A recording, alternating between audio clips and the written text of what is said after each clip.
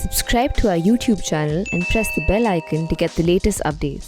मैं आज के नॉट ईस्ट की नज़र एपिसोड की शुरुआत एक किस्से से करना चाहती हूँ। बचपन में हर दूसरी इंडियन फैमिली की तरह मेरे घर में भी मेरे पापा कहते थे कि शादी करके घर से दूर जाना पड़ेगा, और मैं भी हर लड़की की तरह बोलती थी मुझे कभी शादी नहीं करनी, क्योंकि मुझे किसी और के घर जाके नहीं रहना और अपना सरनेम नहीं बदलना।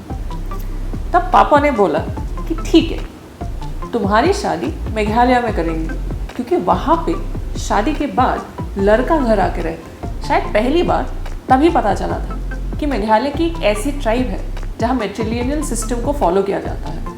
इसलिए आज मैं इसी के बारे में बात करूँगी।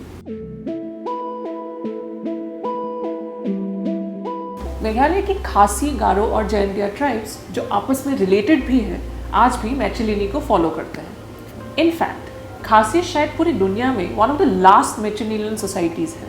मैट्रिलिनी का मतलब है अपने वंश को औरतों के थ्रू ट्रेस करना। रूपलीना बैनर्जी अपने ऐसे मैट्रियार्कियन कंटेम्प्रेरी खासी सोसाइटी में बताती है कि खासीज मानते हैं कि उनके पूर्वज है क्याओ।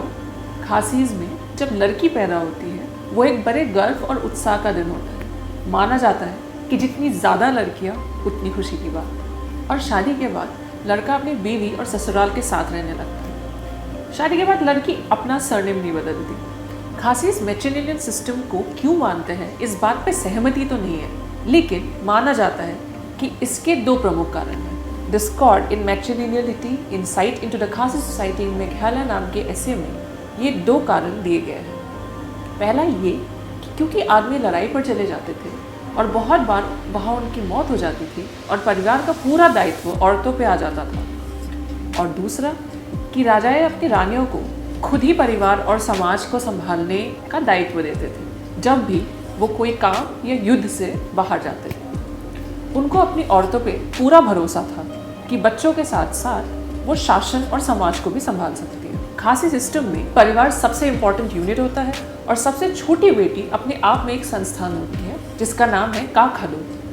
खदो परिवार की संपत्ति और पुश्तैनी घर की संरक्षक होती है और अपने माँ की संपत्ति का सबसे बड़ा हिस्सा उसी को मिलता है। खासीज के लिए मैट्रिलिनियल सिस्टम का मतलब ऑपोजिट ऑफ पितृसत्ता या पैट्रियार्की नहीं है, बल्कि एक वे ऑफ लिविंग है जो सोसाइटी के हर व्यक्ति को समान अधिकार देता है। इसीलिए इसे रिवर्स ऑफ पैट्रियार्की के रूप में समझना काफ़ी गलत होगा। लेकिन ये बात भी बताना ज़रूरी है कि टाइम के साथ साथ और एक्सपोजर के साथ पितृसत्ता के बहुत सारे प्रैक्टिसेस अब ट्राइब्स में भी फॉलो होने लग गए हैं। या ये भी बोल सकते हैं कि कुछ चीज़ों को देखने का नज़रिया अब पैट्रियार्कल है, जैसे शादी। शायद क्रिश्चियनिटी को अपनाने से पहले शादी इतना इम्पोर्टेंट नहीं था, लेकिन क्योंकि शादी और परिवार क्रिश्चियनिटी का इम्पोर्टेंट हिस्सा है, ये ऑटोमेटिकली खासिस के लिए भी इम्पोर्टेंट बन गए। एकेडमिया में इस बात को लेके काफ़ी डिवाइड है और एक आर्टिकल में कुछ लोगों ने अपने पर्सनल एक्सपीरियंसेस भी शेयर करे और वहाँ पे उन्होंने कहा कि औरतें उतनी सशक्त नहीं हैं और मैट्रियार्की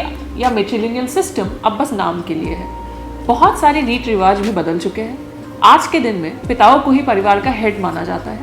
स्पेशली दौरबार श्नोंग नाम का एक शासन प्रणाली है जिसमें औरतें भाग नहीं ले सकती और बस आदमी इसका भाग होता है। लेकिन आज भी मेघालय की सड़कों पर शायद चल के डिस्टिंक्ट डिफरेंस आपको ज़रूर दिखेगा।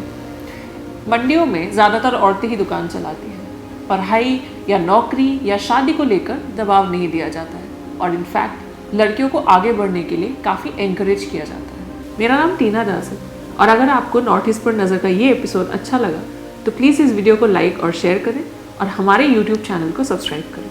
हमें हमारे सोशल मीडिया हैंडल्स पे भी फॉलो करें। नमस्कार।